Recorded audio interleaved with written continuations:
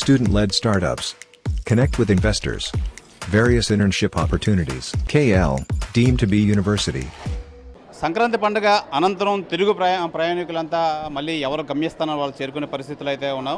అయితే మనం ఇప్పుడు విశాఖ ద్వారకా బస్ స్టేషన్లో అయితే ఉన్నాం. మనం చూస్తున్నప్పుడు ప్రయాణికులంతా ఎవరి కాళ్ళు హడావుడిగా వాళ్ళ గమ్యస్థానాలు అయితే చేరుకునే పరిస్థితి అయితే ఉంది. దీనికి సంబంధించి అసలు ఆర్టీసీకి సంబంధించి మనం ద్వారకా బస్ స్టేషన్లో అయితే ఉన్నాం. ఆర్టీసీకి సంబంధించి అసలు ఎన్ని ప్రత్యేక బస్సులు వేశారు, ఏ గమ్యస్థానాలకు అయితే ప్రత్యేక బస్సులు వేశారని చెప్పి అసిస్టెంట్ ట్రాఫిక్ మేనేజర్ మనతో పాటు ఉన్నారు. సార్ నమస్తే సార్, మీ పేరు సార్? నా పేరు అమర్సింహుడు అండి, assistant traffic manager Dwaraka bus station.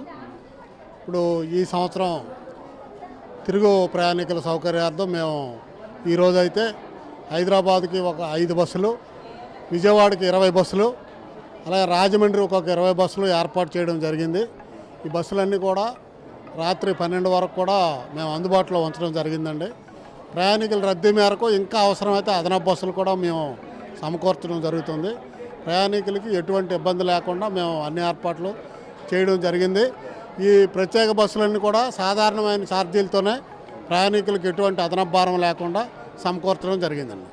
Sir సాధారణంగా అంటే పండగ తర్వాత తిరుగు ప్రయాణం అయితే చేస్తుంటూ ఉంటారు కదా, అంటే ఈరోజు ముక్కోణము ఈరోజు ఉంటుందా లేదంటే ఒక 2-3 రోజుల తర్వాత ఉంటారా? అంటే పండగ తర్వాత తిరుగు ప్రయాణం ఈరోజు కొంతమేరకు ఉన్నారు.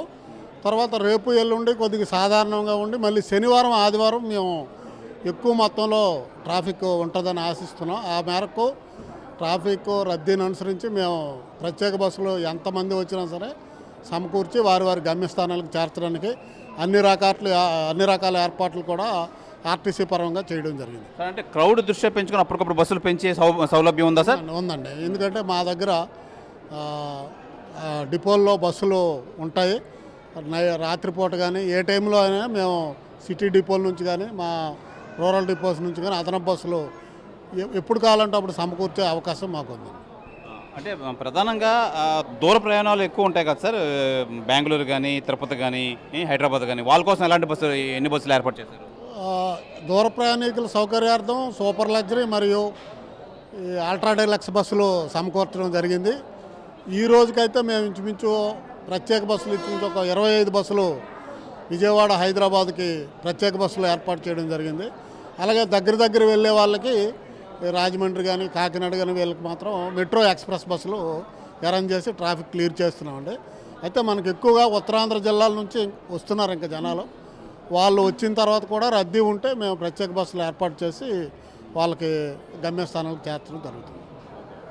అదే ఇది ప్రధానంగా అయితే ఈ సంక్రాంతి క్రౌడ్ దృష్ట్యా వీళ్ళైతే అన్ని బస్సులు ఏర్పాటు అయితే చేసామని చెప్పారు. అయితే ఈ ఎంతమంది ప్రయాణికులు వచ్చినా ఎంతమంది రష్ వచ్చినా దానికి సంసిద్ధంగా ఉన్నాం మేము. ఎన్ని బస్సులైనా మేము ఏర్పాటు చేసి సేమ్ రేటు అంటే ప్రధానంగా చూసుకుంటే సంక్రాంతి పండుగ పూట ప్రైవేట్ ట్రావెల్స్ చూసుకుంటే ప్రధానంగా డబుల్ ఛార్జెస్ అయితే వసూలు చేస్తున్న నేపథ్యంలో ఆర్టీసీ అయితే ప్రధానంగా సేమ్ రేటుకే వీళ్ళు వెసులుబాటు చేసి మొత్తం ఎంతమంది వచ్చినా అన్ని బస్సులు దూర ప్రయాణాల కోసమైనా అందరికీ ఎప్పటికప్పుడు బస్సులు అయితే ఏర్పాటు చేస్తున్నాం.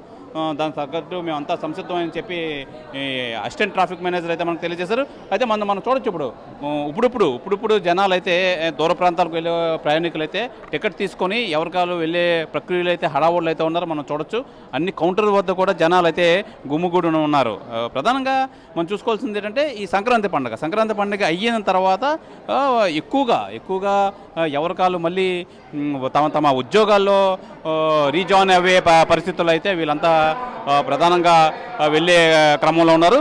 అయితే ప్రధానంగా ఈ మరో 3 రోజుల్లో ఆదివారం ఉండడంతో సంవత్సరానికి ఒకసారి వచ్చే ఈ పెద్ద పండగకి అందరూ వాళ్ళ సొంత ఊర్లకు వెళ్ళే పరిస్థితులు అయితే ఉన్నారు. సొంత ఊర్లో వెళ్ళేవారు కంపల్సరిగా ఒక 2-3 రోజులు స్పెండ్ చేసి తిరిగి వెళ్ళే పరిస్థితి అయితే ఉంది.